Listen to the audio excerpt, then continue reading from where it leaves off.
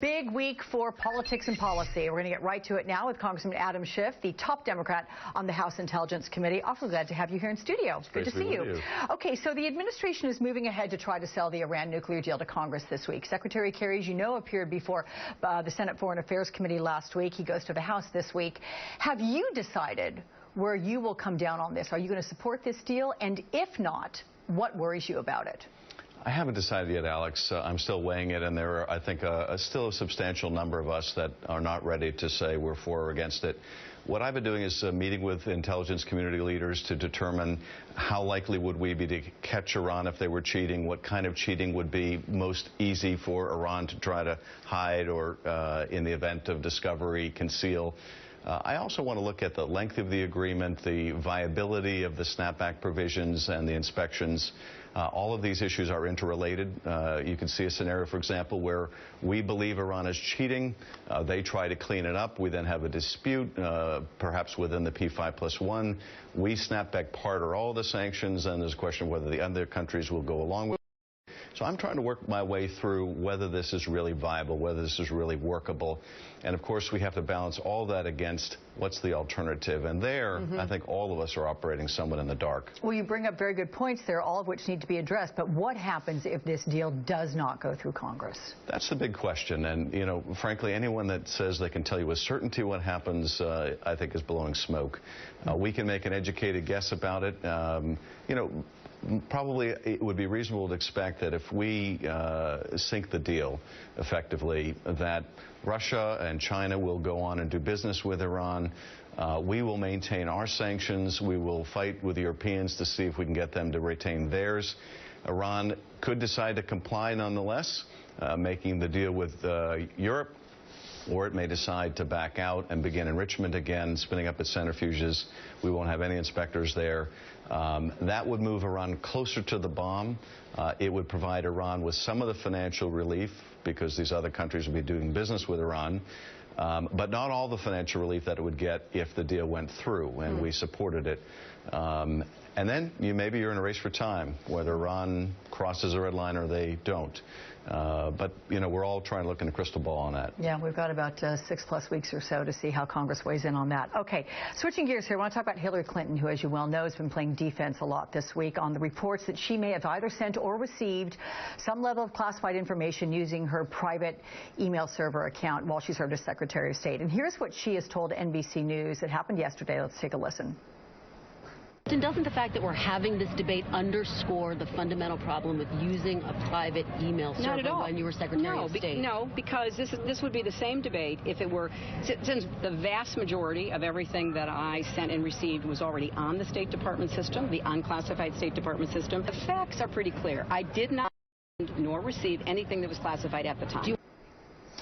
So an Inspector General's statement said that 4 email messages were classified by their categorization on this. So where is the discrepancy here? And how concerned are you as a member of the House Intelligence Committee that classified information was sent? Well, here we have the Inspector General saying during the process of this FOIA, this public review process, that information that was sent or received by the Secretary should have been classified. The reality is, as the Secretary pointed out, it wasn't marked classified at the time. And I think the Secretary is also quite correct, whether it was a personal server or an unclassified State Department server. If something is not marked classified and there's no reason to believe it's classified, it's hard to lay responsibility at the recipient or the sender of that information.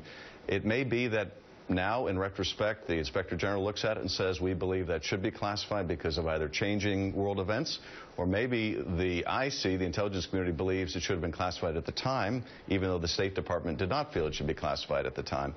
So these kind of interagency differences are not at all uncommon. What disturbs me as a member of this Select Committee on Benghazi is the leak of this Inspector General's referral, the mischaracterization of that referral as if it were a criminal referral against Secretary Clinton. New York Times has walked that back, though. Well, you know, it was designed to get a headline. It succeeded in getting a headline. It's designed to sow confusion. But when you look at what we were supposed to be charged with doing, which is getting to the bottom of some supposed still lingering question about what happened in Benghazi. We have so far moved afield of that, it's a travesty. Wouldn't all this be a moot point had Hillary Clinton simply used her government email? It would not have. I think the Secretary is right about that. If she were sending these emails on her public server, that was an unclassified server, the same questions would be raised. Why was classified information being received on an unclassified system? And especially if any of those emails went to people outside of the government, as we know some of them did, you'd have the same questions raised. Similarly, the question about any removal or destruction of personal emails, which she has every right to do, you'd have that same question on a government server, because it's left to the federal employee to decide what is a public email that is required to be preserved, what's a personal email that they have every right to destroy. Okay, let's move overseas now to Turkey. As you know, Turkey has decided they will allow the U.S. to send both manned and unmanned aircraft from its bases in the fight against ISIS. How do you think this will affect it? I think that's a very significant change. It's obviously something that we've been pushing for all along. But probably the more significant development with Turkey was the fact that Turkey took the fight inside Syria to ISIS. That was very positive. But we also had, I think, a very serious setback with Turkey, and that is Turkey also went and bombed the PKK, these Kurdish forces in Iraq. And so the conflict between Turkey and the Kurds is escalating. We have enough problems on our hands with ISIS without this conflict expanding to now a military confrontation between the PKK Kurds and Turkey. Okay, let's get to Gitmo and the plans to finally close Gitmo at some point, with about 100 prisoners left there in Guantanamo Bay, many categorized as being the worst of the worst. There's a plan to move potentially half of them or so here up to the United States. What are your thoughts on that? Where would they be housed, and is that a good idea?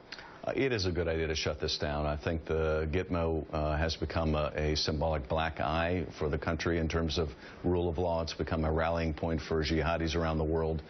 It's also very expensive. We spend about $3 million per person there. We have about 115 people there. About half of those, almost half of those, have been cleared for release if we can find a suitable place to send them. Well, they'll be monitored or detained or secured. Supermax prisons? Would they have to go to that? Well, the remainder would have to go to a supermax prison. So some can be repatriated or sent to third countries and have already been cleared if we can find appropriate places to do that. The rest, though, are really problematic. Some can be prosecuted.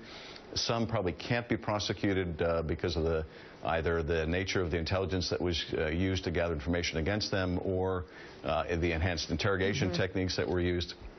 Those people will be prisoners of war until the end of the war. And with respect to that category, that's really the toughest nut to crack. So the administration is going to be releasing imminently their plan for closure. I'm actually quite hopeful for the first time, because you have Senator McCain, who's being very outspoken on the need to close Guantanamo, willing to work with the administration on a plan to close the facility. All right, Representative Adam Schiff, always good to see you, especially front and center. Thank you so much. Thank you.